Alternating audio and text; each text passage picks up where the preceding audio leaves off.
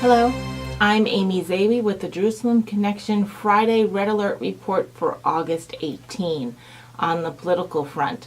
Recently, this month, New York Senator Democrat Kirsten Gillibrand withdrew her support for an anti-BDS bill currently being debated in the Senate. She claims she remains opposed to the BDS movement but wanted to see some revision in the language, as she felt that the ACLU had legitimate concerns about some of its wording. She claims that the bill may be interpreted to target individuals, and even though the bill was introduced by a Senate Maryland Democrat and nearly half the Senate from both sides of the aisles are supporting it. It is about organizations and governments engaging in BDS activities and how the U.S. government will not engage with those entities. The House of Representatives has a similar bill on the floor right now it proposed. The ACLU is actually fighting the bill, claiming that it takes a 1970s anti-discrimination bill and expands it to address the actions of private citizens and private companies.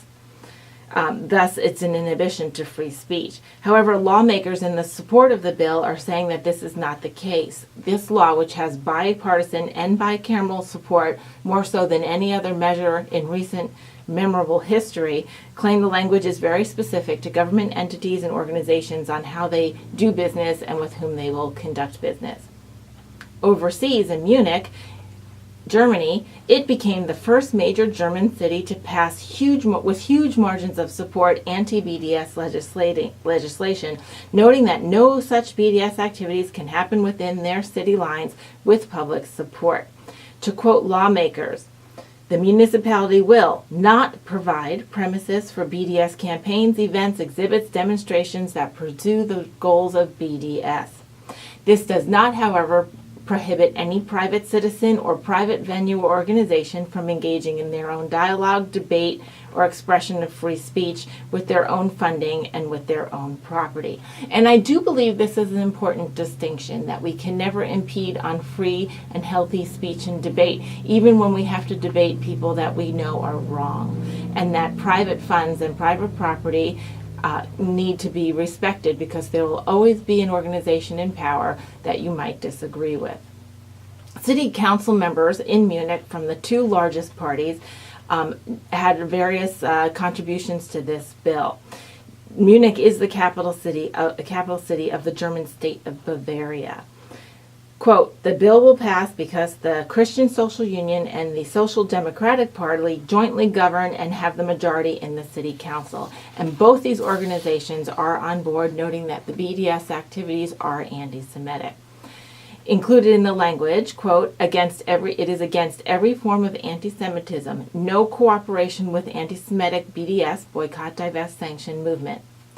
According to the bill, the municipality will not provide city premises for BDS campaigns, events, exhibits, or demonstrations that pursue the goals of BDS. Also, it will not support events in the form of grants to groups. The lawmakers from the two political bodies, the CDU and the SPD, said the bill is justified because of the widespread modern anti-Semitism that they see in Germany targeting the Jewish state. The council members noted a German federal report that indicated that 40% of German households hold anti-Semitic Israel-related views, and they find this to be a travesty. Neither the objective of the BDS campaign nor the anti-Semitic propaganda that it brings with it is compatible to a democratic, respectful society, wrote one of the city council members. Charlotte Knobloch, the president of Munich's Jewish community, praised the city council members for its enormous support on this initiative, and she claimed it was urgently needed. Charlotte is a Holocaust survivor and noted that, quote, BDS is anti-Semitic and deceptive because it is disguised as a consumer protection or a human and women's rights protection group.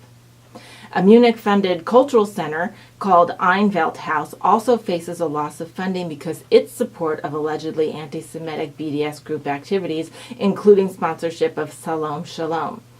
The city provides €372,000 to the Einwelt every year. Various lawmakers who have attended events at the Einwelt noted intolerable anti-Semitism, including speakers who shouted from the pulpit that Palestine will be built on the ruins of Israel.